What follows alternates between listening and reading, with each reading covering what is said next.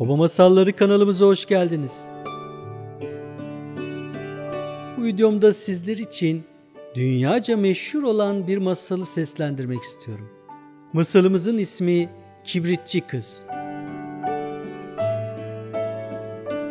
Masalımızı sonuna kadar dinlemeyi, beğenmeyi ve paylaşmayı unutmayın, olur mu? Senenin son gecesiydi. Kar yağıyordu. Hava çok soğuktu. Bu soğukta küçük bir kız çocuğu yalın ayak yürüyordu. Minik ayakları çok üşümüştü. Eski önlüğünün cebinde bir sürü kibrit vardı. Bir kısmını da elinde tutuyordu. Gün boyu kimse ondan kibrit almamıştı.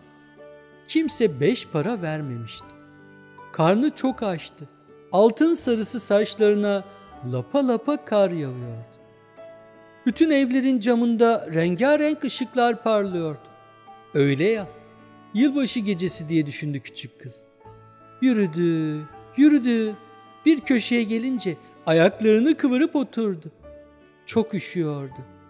Hiç kibrit satamayıp para kazanamadığı için eve de gidemiyordu. Çünkü babası ona kibritleri satamadığı için çok sinirlenecek, belki de onu dövecekti. Minik elleri soğuktan donuyordu. Zaten gitse evde soğuktu. Ah ah diye geçirdi içinden. Küçük bir kibritin ne çok faydası olurdu diye düşündü. Demet'ten bir kibrit alıp duvara sürttü. Kibrit yandı. Ilık parlak bir alevdi. Küçük kız kendisini büyük demir bir sobanın önünde oturuyor sandı. Soba alev alev yanıyordu. Küçük kız ayaklarını da ısıtmak isteyince alev söndü. Elinde kibrit çöpünün kalıntısı ile öylece kaldı. Bir tane kibrit daha yaktı. Şimdi çok güzel bir masa kuruluydu. Üzerinde bir sürü yiyecekler vardı. Kocaman bir kızarmış kaz masanın üzerinde duruyordu. Ama birden kibrit söndü. Bir kibrit daha yaktı. Şimdi de kocaman güzel süslenmiş bir yılbaşı ağacının altında oturuyordu. Bir sürü hediyeler vardı ağacın altında. Ama kibrit yine söndü. Küçük kız bir kibrit daha yaktı.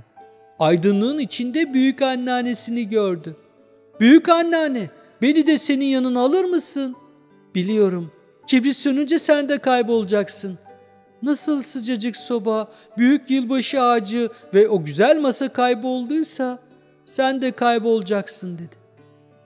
Bütün kibritlerin hepsini yakmıştı.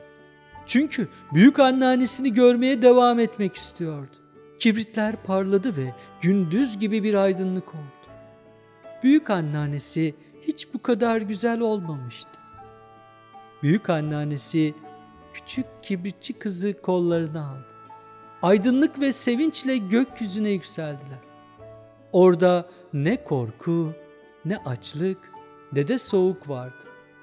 Fakat sabahın erken saatlerinde küçük kız yine o köşede oturuyordu. Yanakları kırmızıydı. Yüzünde bir tebessüm vardı. Herkesin yılbaşını kutladığı sırada o yapayalnız bir şekilde orada oturup kalmıştı. Çok üşümüştü. Soğuktan donmuştu. Elinde bir demet yanmış kirbitle küçük kız orada oturuyordu. Sokaktan geçen insanlar kibritçi kızın kendisini ısıtmaya çalıştığını anladılar. Küçük kızın ne kadar mutlu olduğu yüzüne yansıyordu. Öldüğünü ve büyük anneannesinin yanında yılbaşına girdiğini kimseler bilemedi. Bir masalımızın daha sonuna geldik. Bir başka masalda tekrar görüşmek üzere. Şimdilik hoşça kalın.